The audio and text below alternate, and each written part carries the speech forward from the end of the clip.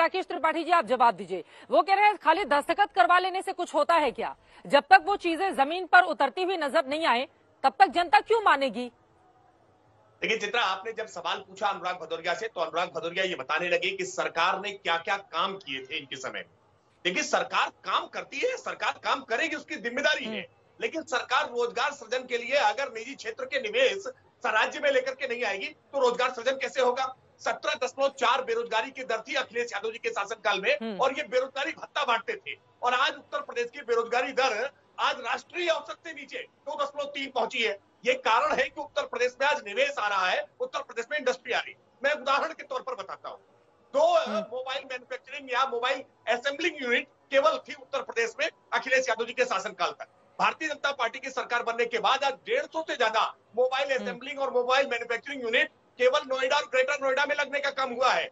Samsung की unit जिसको अखिलेश यादव जी दावा करते हैं कि अपने शासनकाल में लाए, वो केवल इनके घूसखोरी और भ्रष्टाचार के कारण वापस लौट गई थी। योगी आदित्यनाथ जी की सरकार बनने के बाद जब हमने भरोसा दिलाया तो सैमसंग वापस लौट करके आई और उत्तर प्रदेश में आज सबसे बड़ा भारत का प्लांट सैमसंग ने लगाया है। आज आपके हाथों में जो मोबाइल है, ये सारे मोबाइल मेक इन इंडिया के प्रधानमंत्री जी के आज नारे के साथ आज देश के भीतर बन रहे हैं, और देश में भी सबसे ज्यादा उत्तर प्रदेश में बन रहे हैं। पूरे देश भर का मोबाइल मैन्युफैक्चरिंग जो पूरा इंडस्ट्री है उसका 60% तकरीबन 60%। बिल्कुल ये उत्तर प्रदेश की बदली हुई तस्वीर है, लेकिन अनुराग भदौरिया को दिखाई नहीं देगी क्योंकि इन्होंने जो चश्मा पहन रखा है वो चश्मा।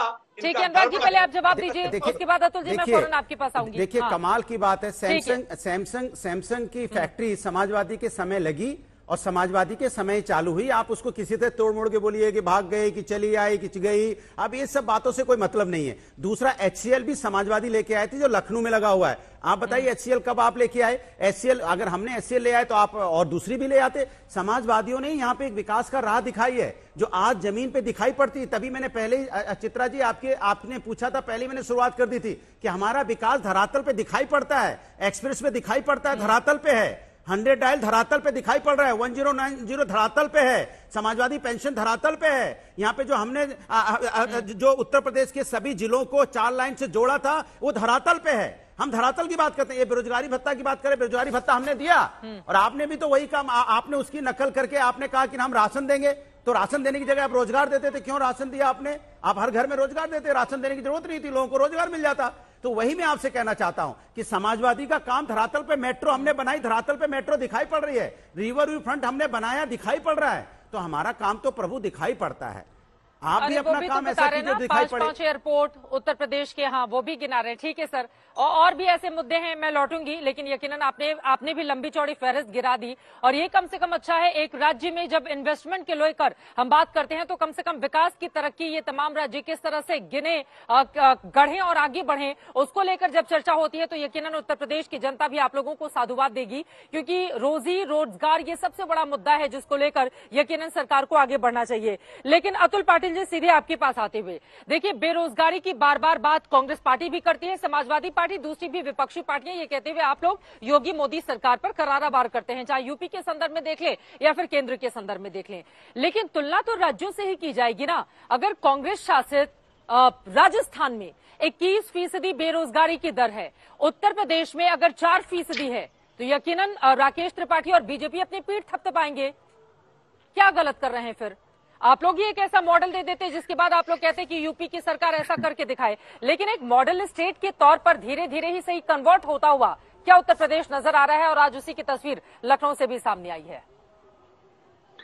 चित्रा जी, अगर ऐसा हो जाए तो बहुत अच्छा होगा और कांग्रेस से ज्यादा खुश कोई नहीं होगा। पीठ थपथपाने में हम सबसे आगे रहेंगे, लेकिन वास्तविकता क्या है? मैं महाराष्ट्र से आता हूं। हर कोई दूसरे घर का व्यक्ति यूपी का और बिहार का वो महाराष्ट्र के मुंबई, नागपुर, नासिक, पुणे में काम करता है। हमने देखा है तो आज भी पैरों के निशान जो है यूपी के और बिहार के लोगों के आज भी हाईवेज पे है, जो दिल्ली से मुंबई से गए हैं, रेलवे पे कटे हैं, वो आज भी है। ये ऐसा क्यों है? मैं आज देख रहा था तो पन्ने खत्म नहीं हो रहे Chitra ji, law and order situation के, एनसीआरबी के, यूएनएचआरसी के डेटा, ह्यूमन राइट्स कमीशन का डेटा, पन्ने खत्म नहीं हो रहे लॉ एंड ऑर्डर सिचुएशन के। सबसे बड़ी बात जो है वो बात ये होती है कि लॉ एंड ऑर्डर सबसे अच्छा होना चाहिए, एकता होनी चाहिए और इंफ्रास्ट्रक्चर अच्छा होना चाहिए, ये प्री रिक्विजिट है। अभी इन्होंने ये इवेंट करने का जो काम है, ये महाराष्ट्र में किया, गुजरात में किया, यूपी में भी कर रहे, अच्छी बात है। ये आने चाहिए इन्वेस्टमेंट, इससे कोई दोमत रखने की जरूरत नहीं है। सभी चाहते हैं, ये होना चाहिए पूरे देश में, ताकि पलायन रुकेगा, माइग्रेशन रुकेगा और जो है वो एक समतोल जो है विकास में आएगा। लेकिन वास्तविकता क्या है उसे भी देखना चाहिए। इन्होंने महाराष्ट्र में भी किया था 16 लाख करोड़ का, लेकिन महाराष्ट्र का जो वातावरण सबसे अच्छा था, नंबर 1 है, 16वीं इकोनॉमी है दुनिया की, वो भी खत्म कर दी। वेदांता फॉक्सकॉन का जो है गुजरात के चुनाव के लिए मोदी जी उधर लेकर गए। देखना राकेश जी, संभाल लो, अपने यूपी में कुछ अच्छा आया होगा ना, मुकेश जी पे दबाव डाल के वो भी गुजरात लेके जाएंगे और वहां भी नहीं हो पाएगा। धोलेरा में नहीं हो पाया वेदांता फॉक्सकॉन का, तो वो संभाल लीजिए। इन्होंने क्लेम किया था 4.5 लाख करोड़ का इन्वेस्टमेंट हमारे पास 2018 में आया। 2018 से 2022 तक लॉ एंड ऑर्डर सिचुएशन इतनी खराब थी, violation against women, crime against women सबसे हाईएस्ट, कस्टोडियल डेथ सबसे हाईएस्ट, सबसे ज्यादा एनकाउंटर इन्हीं के यहाँ। इसी से पता चलता है लॉ एंड ऑर्डर सिचुएशन क्या है। 40,000 करोड़ के ऊपर जो है इन्वेस्टमेंट नहीं आया है। ये लोग सब जगह गए, मोदी जी, योगी जी जो है वो बॉम्बे आए थे, लेकिन धरातल पे जब विकास होता है, जीडीपी, सुनिए ना, जीडीपी यानी क्या है, ग्रॉस डोमेस्टिक डेवलपमेंट जो है वो दिखता है, हर चीज जो है उसका विकास दिखता है, उसका प्रोडक्शन दिखता है, नौकरियां दिखती है, खुशहाली दिखती है। अभी कल ही उत्तराखंड में विद्यार्थियों को मारा गया, 1 साल पहले रेलवे के विद्यार्थियों को कहाँ इलाहाबाद में मारा गया, प्रयागराज में मारा गया, सब जगह मारा गया बच्चों को, क्योंकि भीड़ लगी हुई थी। अग्निवीर के लिए जिस तरह का भीड़ जमा यूपी में हुआ था, उसके ऊपर लाठीचार्ज हुआ था। ये सारी चीजें दिखती है ना। तो आप जो है इवेंट करने के बजाय सही मायने में जो प्री रिक्विजिट है, जो जरूरत है इन्वेस्टमेंट आने की, वो करनी चाहिए, वो होती नहीं है।